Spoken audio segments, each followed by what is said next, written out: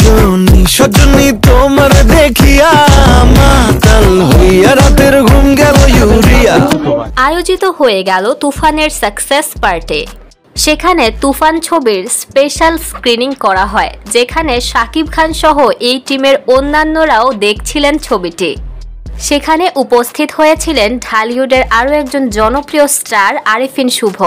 শুভ এসে তাৎক্ষণিক শাকিব খানের সাথে দেখা করেন এবং তাকে পায়ে হাত দিয়ে সালাম করেন, এবং শাকিব খানও তাৎক্ষণিক শুভকে বুকে জড়িয়ে ধরেন।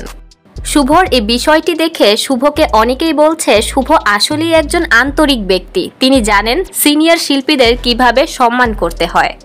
শাকিব খান এই ছবির অভিজ্ঞতা শেয়ার করে বলেন, চারিদিকেই শুনছি এই ছবির টিকিট নেই। সেহেতু শাকিব খান আবারও মনে করিয়ে দিয়েছেন 100 কোটির ব্যবসা করলে ছবির 25% কিন্তু তার। যদিও শাকিব খানের এই কথায় মজা পেয়েছেন সেখানে উপস্থিত সকলে।